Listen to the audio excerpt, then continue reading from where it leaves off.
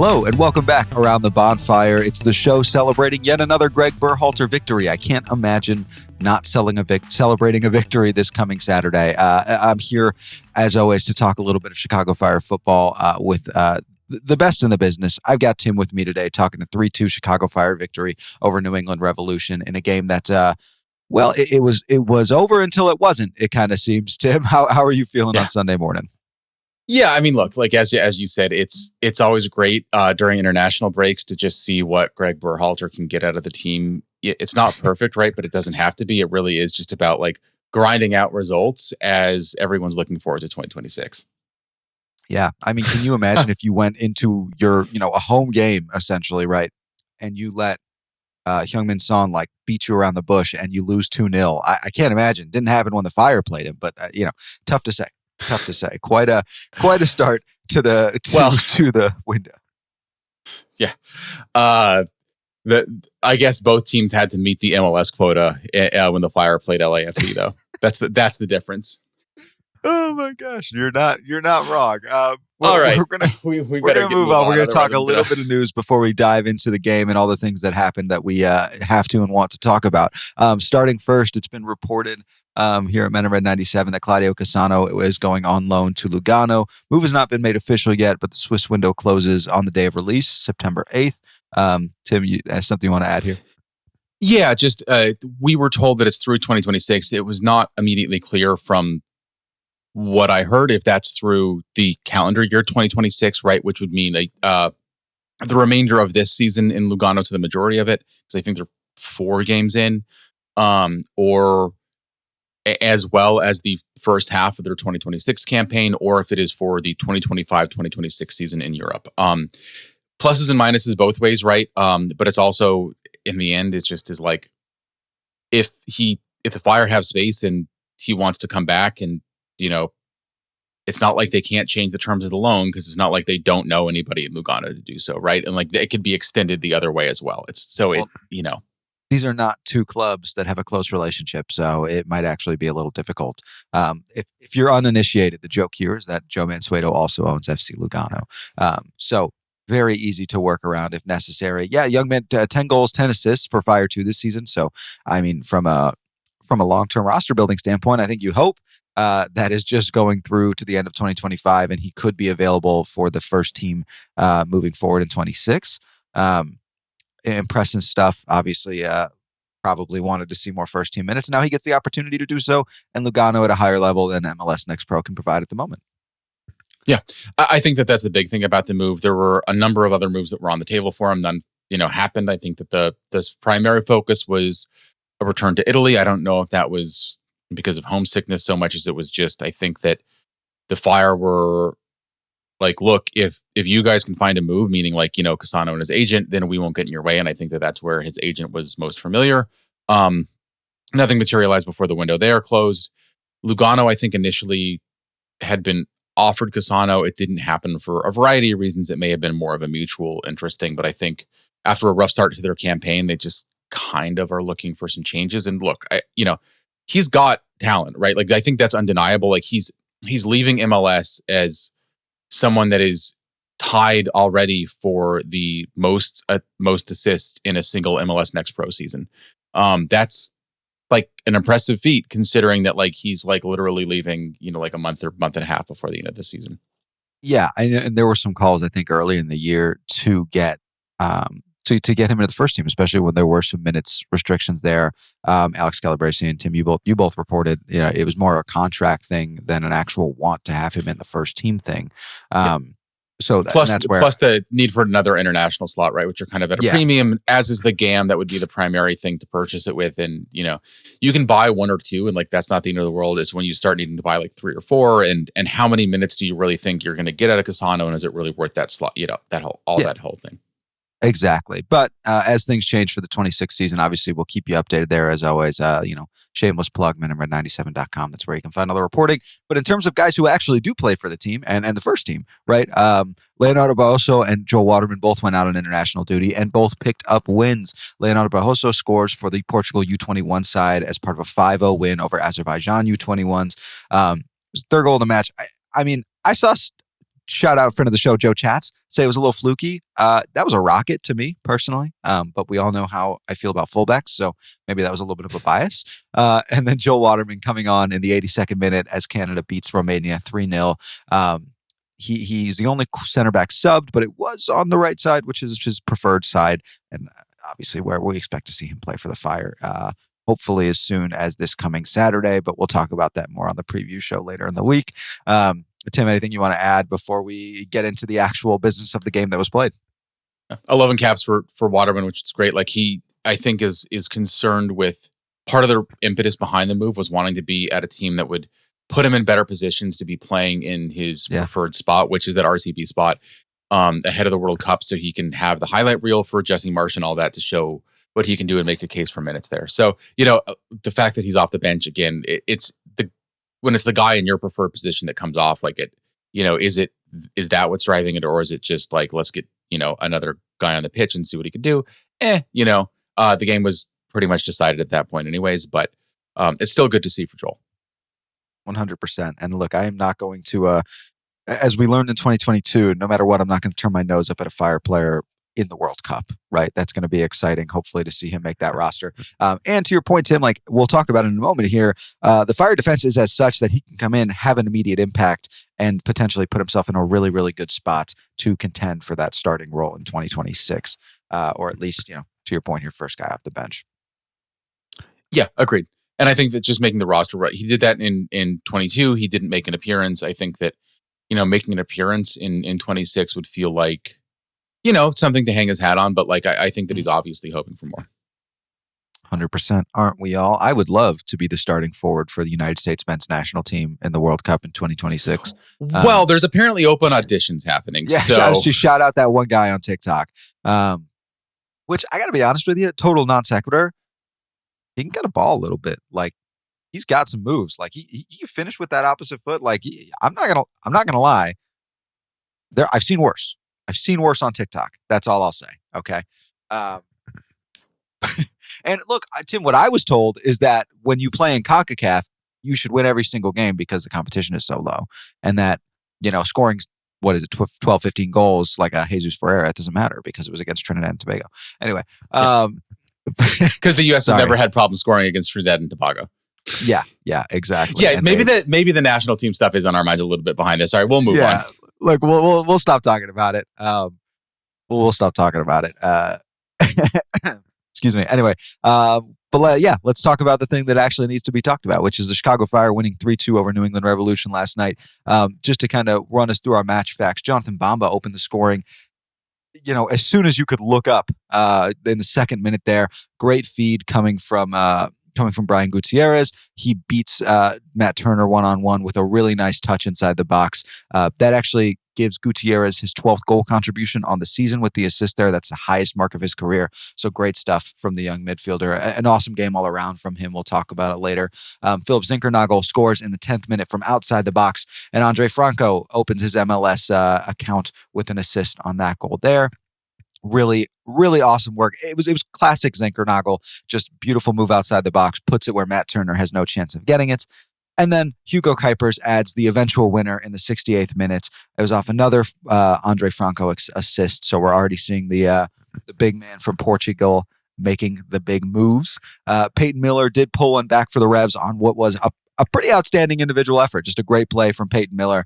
And then Sam Rogers would leave the game with an injury. Omar Gonzalez comes on and unfortunately commits a foul in the box on Will Sands. The penalty is awarded. And of course, Carlos Gil converts the penalty. Fire ended up holding on for a 3-2 victory in what was a game that seemed over until all of a sudden it's 90+5 and New England has a shot.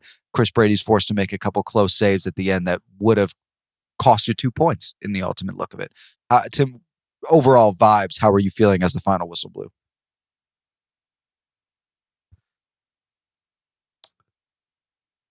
And well, Tim, you are actually muted here, but the Revs this is a crucial win for the Fire, right? Like the Revs were would be within 5 points if they had won this one. Now they're 11 back. That like basically puts them out of, any even semi-sane hope of making the playoffs with 5 games remaining, because they would have to get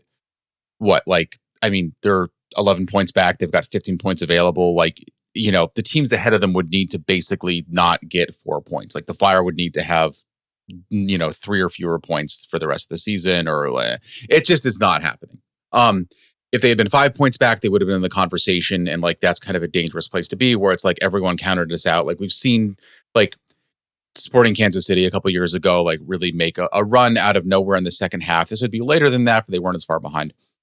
Put it away, right? Now the Fire have, I want to say like an 80-85% chance of making the playoffs, depending on how you look at it. It's a very, very good chance. And it just is a much more comfortable place to be. And it's like, if you want to be a playoff team, you need to win the games you should win. This is a game that they needed to win. And on paper, I think when you look at the way the teams have played this season, should win, and they won it. Hard to be upset about that. But then there's the whole however, right?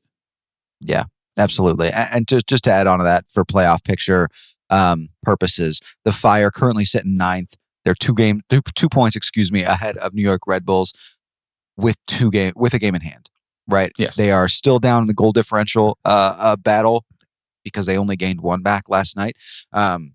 But you look at the rest of the table. But they're ahead in the first tiebreaker. They're ahead in the first tiebreaker, which is wins. They have 12 wins. So, like, obviously, as it stands right now, 2 points ahead. Like, it would be difficult to see how it wouldn't be wins that ended up being the first tiebreaker if it came to that. But it's also a little difficult to see how they'd end up with the same number. Like, so it's still a much better place to be, I think, is the TLDR on that. Yeah. And you look at the rest of the table right now, just to fill it out a little bit, if you're not overly aware, you're sitting 2 points behind New York City FC.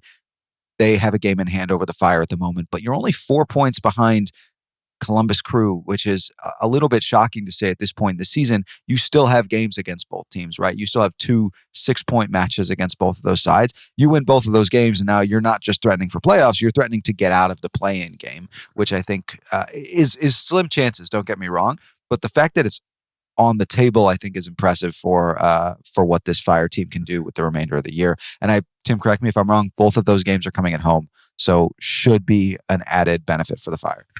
Yeah. And like right now, I think that it's still probably about, 50% chance that the Fire are in one of those play-in spots in the first round, which, look, not necessarily the worst thing, right? Like we've seen teams make noise out of those spots in the past, in the 3 whole years that we've seen this playoff format. Making it the 8th, you get a home playoff game. And if you win that one, you get another one in the first round because it's a best of 3. So like, that's all, great stuff. So maybe get ready to learn more SeatGeek, depending on. I haven't looked at the schedule and compared to the Bears schedule yet. But you do also, if you get 8th, you win that play-in game either way, right? You're likely facing Philadelphia, which, looking at the difference between the games against Philadelphia and the games against Cincinnati, I don't feel great about facing Philadelphia. No, absolutely not, right? Like when we've seen how the team played against them. However, that first game against the Union, the Fire were like hanging, right? Like that game was at home, and like obviously you've got to figure out how to do it in Chester and all that. Either way, look, just the fact that we're having this conversation in September is just a change from where the team has been. And the team now have the 42 points the team has is more than they've had since they had 42 points at the end of 2019, and they needed a decision day win in 2019 to get that, as the team failed to make the playoffs that year. So, now 6 games remaining, already on that 42 points. Like it's that means just in terms of sheer points, nothing else. Like the thing that matters in the standings, the team is better than it ever was during the Heights years. And I think that that's kind of like worth reflecting on, right? When you look at some of the challenges this roster had, how quickly a lot of it had to come together. Like it's more than 50% new signings and all of that stuff. Like it's been a big turnaround. And I think that alone is just like worth stopping and thinking about just for a second. Yeah. And I actually think that kind of segues us well into our first topic here, which is, we Tim, you and I talked about this before the show, and I think we said it in different ways, but ultimately I think what we both kind of agreed on is like, this is a little bit of not your father's Fire, right? This is a game that last year, 2 years ago, we would expect, well, given the actual timeline of Chicago Fire, like your father's Fire. It maybe is more like good. Your father's Fire. Yeah. Yeah. But the expression works, right? 2-3 years ago, or really for the past 2-3 years, this is a game the Fire lose or concede. that final third goal and don't end up getting all 3 points. You saw the Fire hang on last night in what was, a game that went from being out of reach, getting late early for New England to, oh my God, they're going to potentially get a point back here. And we've gone back and forth, I think, a lot this year on, is it better to be lucky? Is it better to be, is this more luck? Is this more, the Fire are making that turn? And I think, to me, there's obviously the question about depth, but this does feel a little bit more like this is what good teams do, right? Like, yeah, they're not perfect 100% of the time, but they hang on and get the points when they have the opportunity to get the points. And that's what the Fire did against a team they should have beaten last night. Yeah. And that was obviously a point of conversation in the press conference afterwards, right? With Greg. Basically, like, is there frustration from him about the way that this almost could have ended, right? Like needing that key save at the last second. And look, Berhalter's take, and this I think you have to read into, he's kind of doing a job rather than giving us his full and considered opinion here, was that he said he was feeling great about the win. And end of the day, you know what? Like, it's 3 points. Like, there's definitely a case to be made for that. But I think that it's like, look, but at the same time, like, I pressed him on it after Joe brought that up, and I was like, this was almost, a draw, or could have been worse, right? Like, it's easy to look at that scrum, the series of chances that the Revs had in first half stoppage time when the Fire were up by 2. They get a goal, they've got the momentum, and then they start the second half, down by just 1. It could have been a different game there. And just needing a key save at the last minute from Chris Brady. Well, not quite the last minute, because somehow 5 minutes of stoppage time became like 8. Yeah, there's a penalty still, but like, it still felt like a long time. And what Berhalter told me was like, look, I think if we start talking about almost, we can say we almost scored 6 goals, right? Like, it's not more relevant. What happened was we won the game. And I get that. He said they had to be resilient to the end. I think that's the key question, is like, do we think the team was resilient, or do we think they held on? And I think that your answer to that is your answer to what you really think of this performance overall. Yeah, I think we've talked so much, I think, this year about mindset for this team. And I think the way they came out and the way they finished said a lot. And that's where I think, to me, it's like, man, 3 points is 3 points. I've said it before, like, it's the old Sean Payton quote, if you're an American football fan, of, the best win for a coach is a win that could have been a loss, because you get the win and then you also get to coach the guys hard, because why the hell was that almost a loss, right? So I do think there's a benefit there in some ways. Obviously, we would all rather just have a 3-0 win, of course, but it's not like it's purely negative. And I think what you're seeing is, like, in the in the short term, in the micro, this is, God, I really wish we could have done better there. But in the long-term macro, I think you start to see, like, this has happened 5 or 6 times. And again, to me, that is a mark of a team that is resilient, right? It's not going to be perfect 100% of the time. But when you look over the course of the season, like, how many times have we talked about this versus how many times have we talked about a collapse? It is heavier on the side of, the Fire stuck it out, if that makes sense. Yeah. And that says something about the character of the team. I would agree with that. And I think the other way of looking at that too is, if one thing, Berhalter was asked about sort of what he saw from his squad in the past 2 weeks, because they had that kind of like unexpected bye week after that, like, 4-0 loss to Philadelphia, arguably the second worst loss of the year for the Fire. And he said, look, what I saw was like complete commitment to training. Like, I saw every guy that was there trying to make a case for being in the starting 11. And when you have 17 or 18 guys that are doing that, it's a much better place to be. And I think there's a certain aspect of Fire fans just want to see the team comfortably seeing out wins, to have the confidence that they will make the playoffs. And if they do, they might be able to face down a better opponent. I think you're right. There is maybe almost more value to reminding the squad at this point of how narrow the margins are in MLS, right? Like, it literally was maybe 5, 6, 7 minutes of the game when the Fire didn't seem like they were in complete control. And yet those 5, 6, 7 minutes, those individual moments were enough where it almost cost the Fire 2 points. And you could create a narrative, like I said, of like where the Fire would have lost all 3 and put another opponent basically back in the playoff race.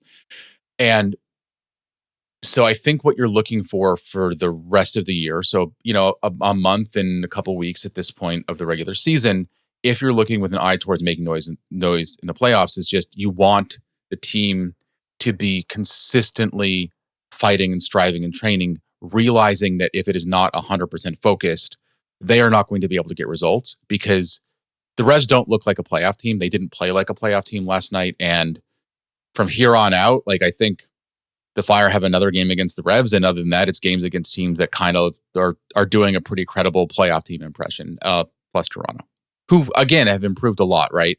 So Yeah, we talked about it before. It's like team like Toronto a month ago. You're like, okay, that's 3 points. You look at it now; they're starting Georgi Mihailovic and Jose Cifuentes. That's not nothing, right? It's not all of a sudden making them a playoff team, but that's a much harder matchup than it was a month ago.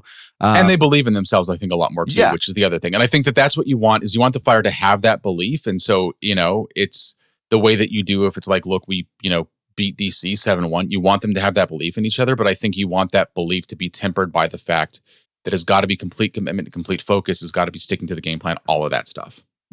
Yeah. And I think, real smooth segue here, but like that to me, I think is telegraphed really, really well by what we saw from Andre Franco yesterday. Right. We'll talk about the midfield and the squad at large because I think there were impressive performances around the pitch. But man, Tim, I'm gonna wax poetic here for a second, and then I'll let you kind of pop in and give your thoughts as well. But I was blown away not only by his ability on ball. I mean, you see the technical qualities and the skills that would lend you to being sold to FC Porto for $8 million and going to a giant of Europe. But you saw the intensity that he brought, the way he was able to kind of fill, I think to me, both the Sergio Orhel role of dropping deep into the line, kind of like commanding the midfield from there, and also playing forward with Brian Gutierrez being involved in the final third. Super impressive performance there.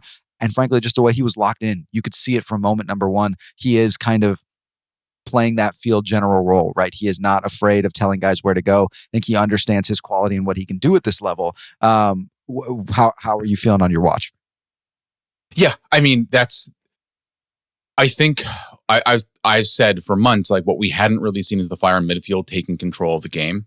And I think that it wasn't complete in this one, but it felt like the Fire were getting things from the midfield that were not just like perfunctory, like it's a short pass to stuff. I mean, they were doing some good stuff before, but it wasn't feeling like it all added up together to a complete whole and changed the tenor of a game. And it felt like it did in this match. I mean, and like, I think that we also have to like, Gucci has had some of his best games of the year over the past few weeks. I think this is up there. I don't know if it's his absolute best, but I think that he looked a lot better having Franco next to him. And that just gives the Fire more dangerous tools in more places of the pitch, right? Like you can't double team every single guy in the midfield in the attack. And now the Fire are making a case that like maybe you should have to think about trying to do some of that, right? And you made the point in the preview talking about, what does this mean for Jonathan Bamba? How does this kind of spring him out? And what did we see? Jonathan Bamba scoring immediately, right? We saw another awesome game from Philip Zenkernagel, who I don't know that I mentioned it before, with that assist that he added, with his goal, moves to second all time on the single season goal contributions list. So you're seeing these guys who have already played really well kind of breaking out a little more, and not even just the forwards, but you talk about Jay Davila. I thought that was the single best performance I've seen from Jay Davila. And frankly, like we talk about them individually. Tim, that's the best performance I can remember out of a Fire midfield at large in at least 3 years. I don't think that's crazy to say. I mean, like maybe there's something I'm forgetting, like a great performance here or there. But to your point, like we talked in the preview about, they need to dominate this game. They need to be in control. And when all three of those guys were on the field, New England had nothing. They had nothing going forward. It wasn't until the sub started to come that we saw some of that change. Yeah, and I think that it's kind of maybe worth talking for a minute about what worked so well, because it felt like the Fire were really in control for almost the entire first half, right? And the vast majority of the second half. And what they were doing is they were getting the ball to midfielders, like sometimes it was Guti, sometimes it was Franco, that were pretty decently covered, right, by Revs defenders, midfielders, really, and they were pressing pretty intensely. And what the midfield was good enough to be able to do was play through that pressure, get passes towards people going forward. And so then the Revs had guys that were overcommitted, that were out of position because of the way that they were pressing. And there was space for guys like Bamba to get the attack. I think that that's really kind of how the first goal happened.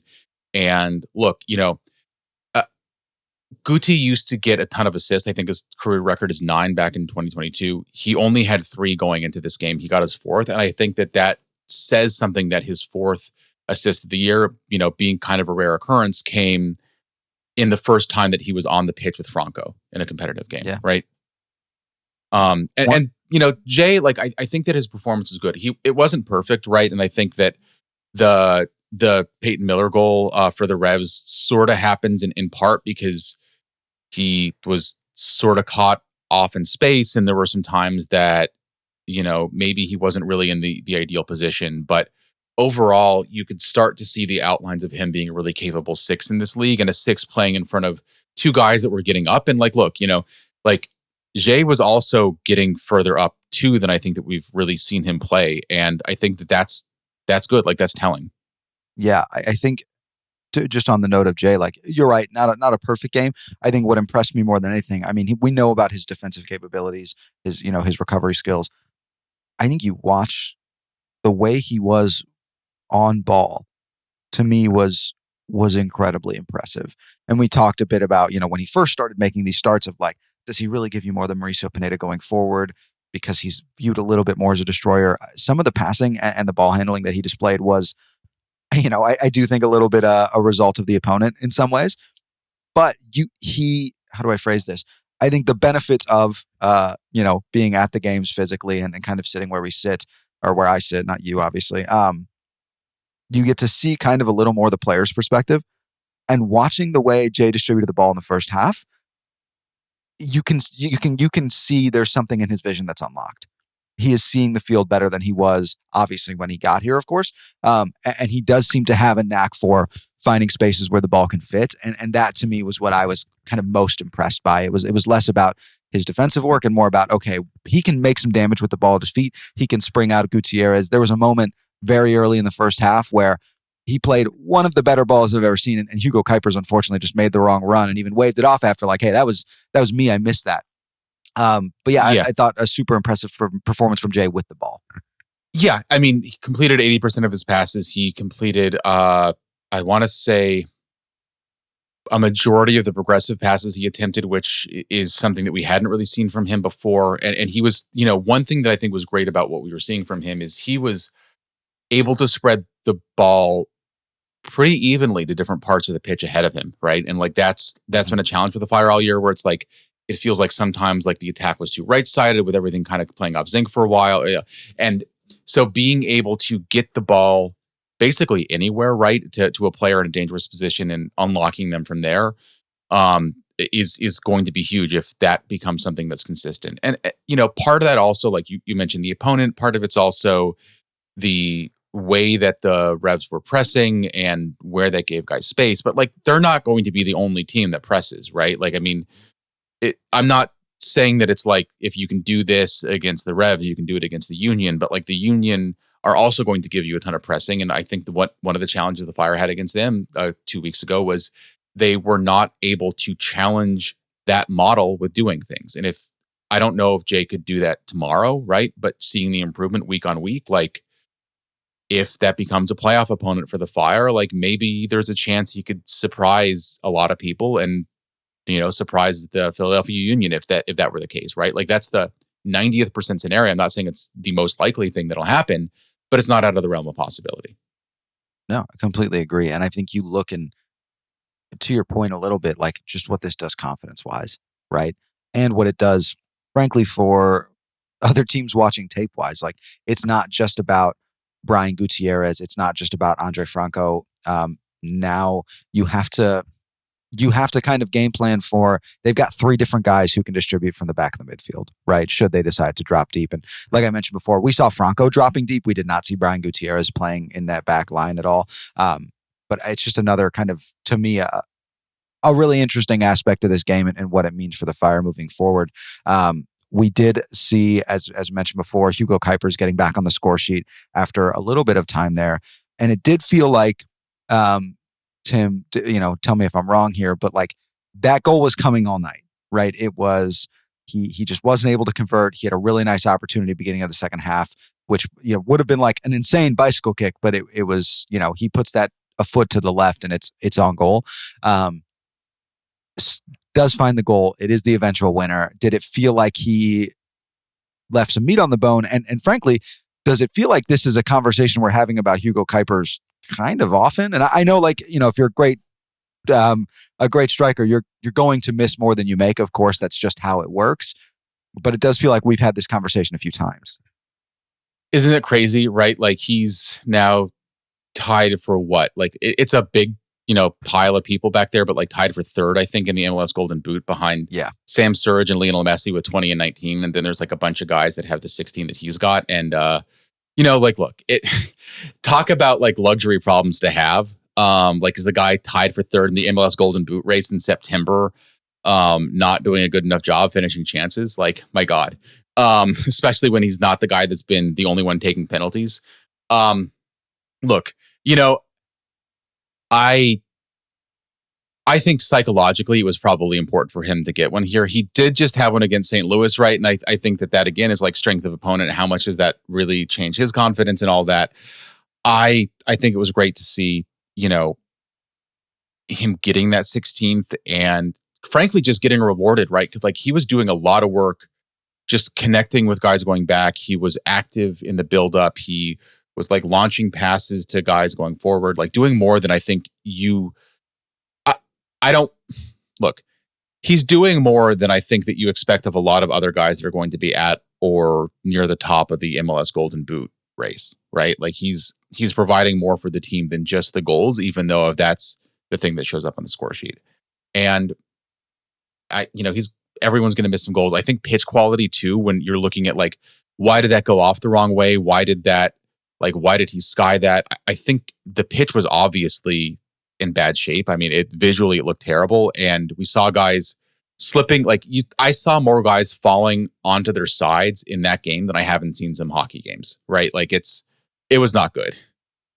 And I think that matters when you're trying to do that, like last touch, final control, settle the ball, all those things that are the difference between like on target, off target a lot of the time.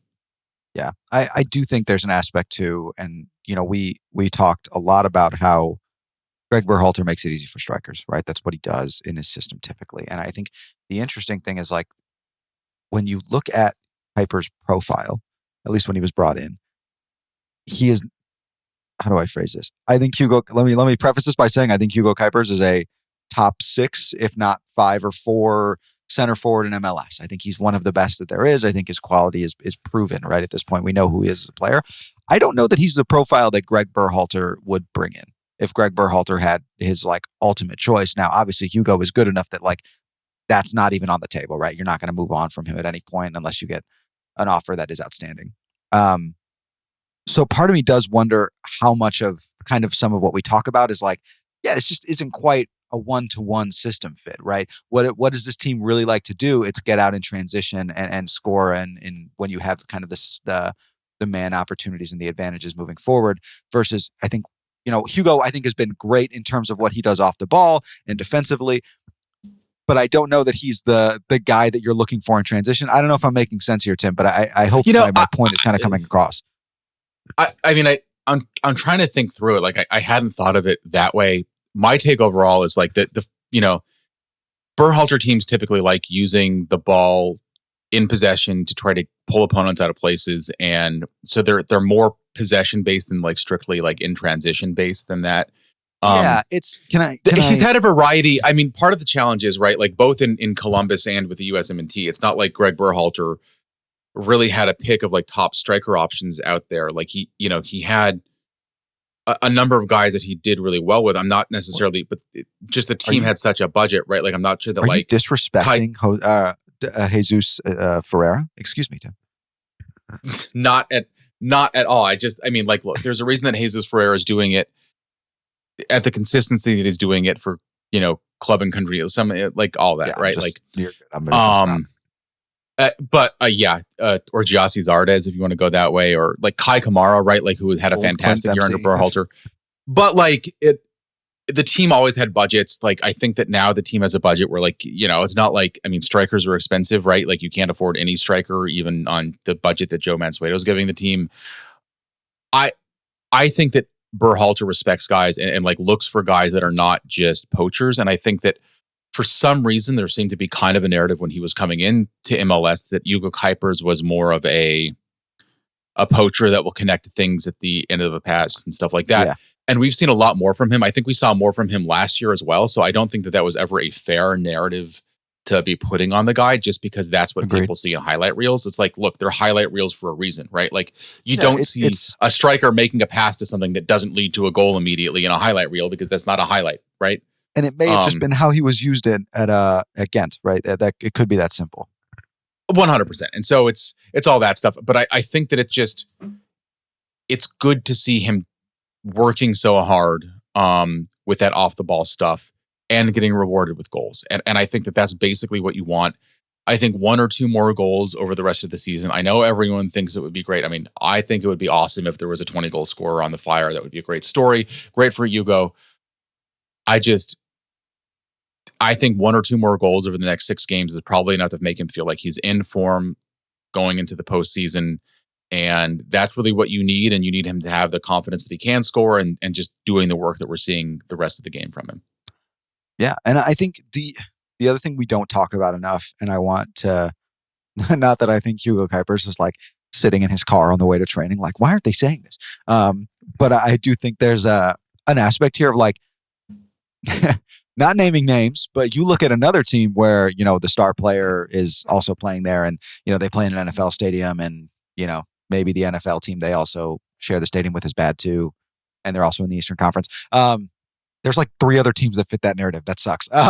Charlotte, right? You look at Charlotte with Wilfried Zaha. I'm like, I was trying to figure out, like, are we still talking about the Revs here? Because, like, literally, I mean, Leo Campana is a pretty good striker. It literally describes Charlotte, they're a good and Atlanta.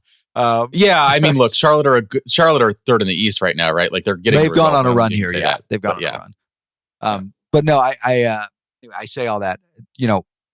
You have a guy who isn't necessarily getting every goal. He's not taking penalties. He could very easily, I think, be a 20-goal scorer on this season already, right? I think if you look at the penalty counts, I think he would be. And we haven't heard a peep, right? There are no complaints. He is doing all the dirty work. And so I do want to give some credit where it's due of he's not, I think a lot of guys who came in for $14 million and were the second highest paid player on the team after a season like this might feel a little differently, maybe not publicly, but certainly privately about not getting to take every penalty, about not getting every little kind of thing tilted their way. And so I do think a lot of credit is due to Hugo there for what is clearly kind of a leadership role inside the team. And Tim, to your point about potentially getting to 20 goals, I think with what we saw from Andre Franco, I think it's on the table, right? And I'm not saying he needs to be, right?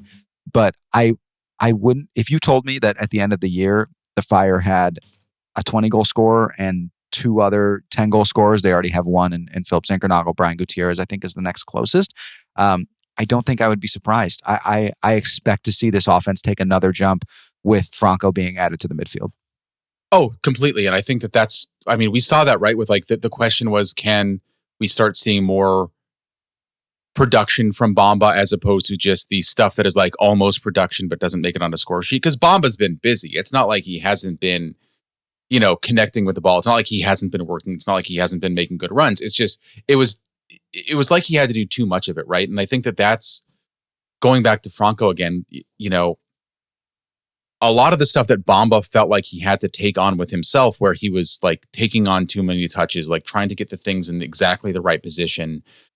We saw Franco sort of helping take care of, or Franco and Gucci help take care of, which I think just having one makes the other more likely, right? Of like, Franco getting the ball to Guti, then Guti, like that whole thing, helped unlock what Bamba was doing. And I think that if Bamba starts looking as dangerous as Zinkernagel has, like there's a reason that Zinkernagel has as many assists as well as many goals as he has, right? Like, and that starts happening, and Hugo is going to get, I don't want to say twice the service because like that's a lot, but like he is going to get more chances, and more of them are going to come when he is in an excellent position without defenders anywhere near what would be a stopping position for him.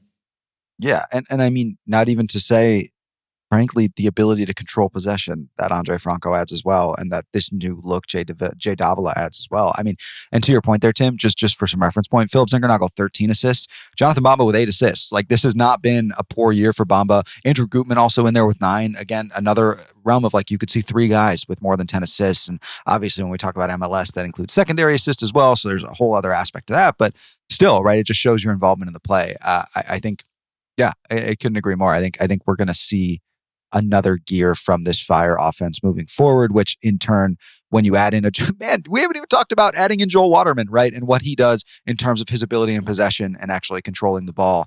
And then you slot in Leonardo Barroso over Jonathan Dean, who I think played well last night. Not great, but obviously well enough. Gosh, I keep talking, but that I think it could turn a gear.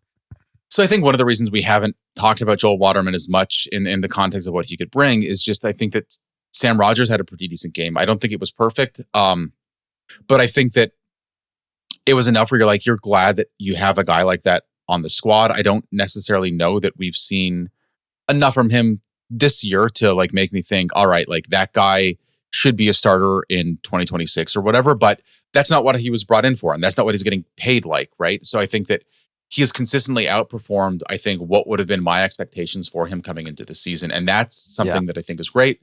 And look, Jonathan Dean, it's almost like if you like Jonathan Dean, you could see a lot of positives to his performance. If you don't like Jonathan Dean, you could not. I think this is one of his best games as a Fire player, frankly, in terms of like, he was interrupting a lot. Like, he was like trying to recover the ball with his head way more than I would personally feel comfortable with wearing a mask like that. I don't know what happened to that necessitated, I can say that word. I was waiting all week for that to come out and it never did.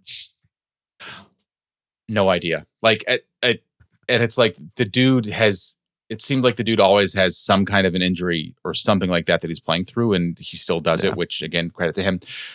He was getting forward, he was interrupting, and he was like, whenever the Revs looked like they were about to maybe get something dangerous, he was one of the guys in the way. And he actually played, I think, further up the pitch a lot of the game than what we saw from Andrew Gutman. And we know how much Gutman likes to get up. And I think part of that's the interplay that we're seeing between them, which again should give you confidence of like, you really having one of your fullbacks pushing forward is great. Having both of them pushing forward when they're not really aware of what's going on behind them is what really can get you caught out. And I think that they were a lot smarter about that, which is just time of year, guys comfortable with each other. Great to see. Mm-hmm. Dean did slip and fall leading to the Revs goal in open play. Yeah. That was the pitch. He was doing the right thing. I think that was another case of like, there were some other things other people could have done better. I think he was in a good position to intercept it if he had not slipped and fallen. That pitch was rough. That doesn't necessarily, I'm not trying to make an excuse for him, but that literally could have happened to, I think, pretty much anybody in that situation. And I don't think it's fair to put that on Dean. Tim, I think this is the point, I don't think it was you and I speaking, but it was, somebody made the point of like, oh gosh, not a great performance from the defense. It's like, yeah, until you also stop and consider that's your third or fourth center back and your second choice fullback, I think on both sides at this point, at least, until, Radojevic comes in. And that to me is where I've said this before, like Jonathan Dean's contract expires this year. He's out of options. Man, if you're the Fire, you can double his salary and it doesn't even make an issue on the salary cap. I wouldn't be shocked if they were outbid by somebody in MLS, right? Not Philadelphia Union, right? But a Montreal, an Atlanta, a team that just needs something solid to put there. And I'm not thinking of who they exactly have in those roles right now. So please don't bite my head off about it. But Dean is not yet eligible for MLS free agency because you need 5 years of MLS service to be eligible for that. So it's unfortunate for him. Now, like, he does have some ability to negotiate, and if he doesn't get what they think is a fair offer, there's possibilities of him, like, moving to another team. But it is, the Fire would be kind of in the driver's seat of offering him a deal next. But I think that, look, he's he kind of came in as like maybe a like third or fourth on the depth chart kind of guy, and anything more that he could give you would have been a bonus. And now I think that we're talking about him on a on a much better team than those teams that we were saying that for as a comfortably good second option with not, you lose some stuff over a top end fullback, sure, but Mhm. you also maybe get some stuff, including that work effort that we've seen from him. Yeah, and I think I say all that to say, I mean, look, my affection for Jonathan Dean is well known at this point, but I don't bring that up just to say, oh my gosh, look at Jonathan Dean. It's more this aspect of how do you build a team? You build a team by getting great players on great deals, right? And the Fire have done that with Philip Zinckernagel. They appear to have done that with Andre Franco. And while he is not on the same level as those guys, but him, Sam Rogers, Christopher Kupp's obviously different because he's a youth player, an academy player. It's growth, right? Like it's growth throughout the squad, and it's team. like, yeah, the Fire have had Sergio Orahel on, not even making the bench for years. Yeah. They've had him on the squad, not making the bench for years, and we have seen him put some really solid minutes in. This was not like the best performance I've seen out of him, but like, you know what? Like, again, like game state and all that. And I think in terms of like what you want to see from the defense, right? Like, you can take 85 minutes of that game and show the defense doing really, really well, right? Like the Revs were not really able to get very much one way or the other, but then there's those mistakes on the other end. They were limiting the Revs overall to, they were limiting the Revs to largely low quality chances, which is what you want to be doing to give your goalkeeper the chance to save them, all that stuff.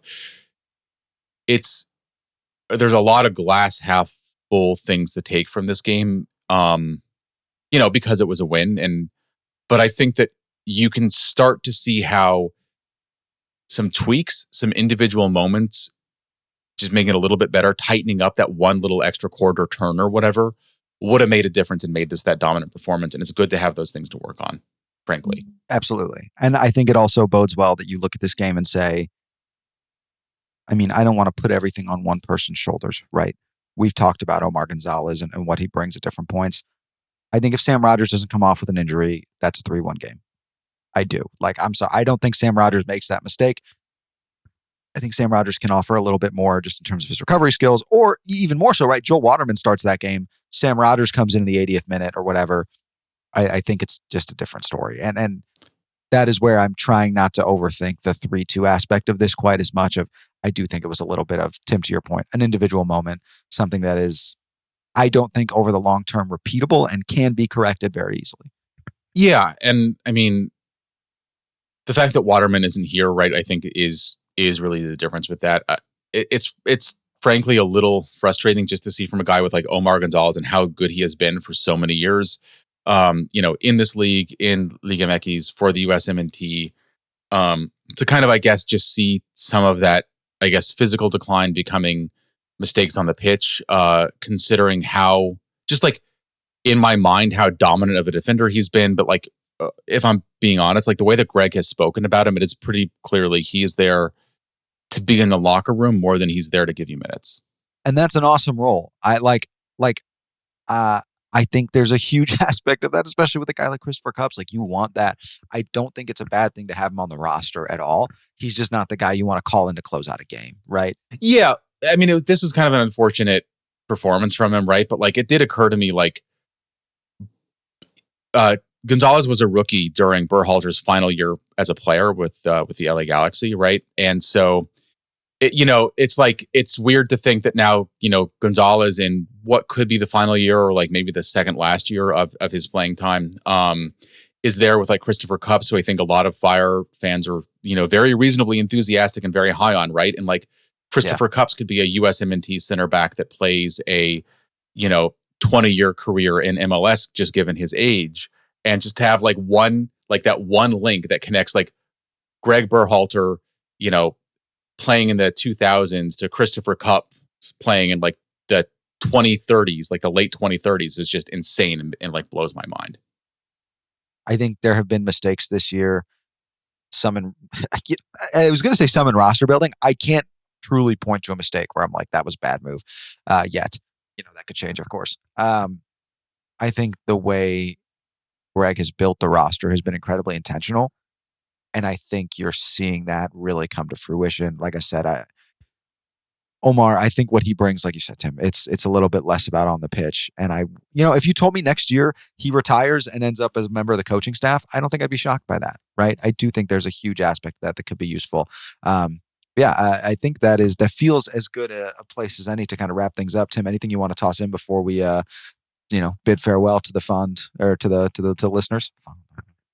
Let's hope that this is it for SeatGeek. Again, talked about the pitch issues, talked about some of the other issues around there. It didn't feel like as electric of an atmosphere as we saw in some of the earlier games, maybe because it was colder. But I think that we've seen the Fire maybe not play better at Soldier Field, but just it feels like it's got more big game opportunities. And look, Soldier Field next week, and who knows about the playoffs.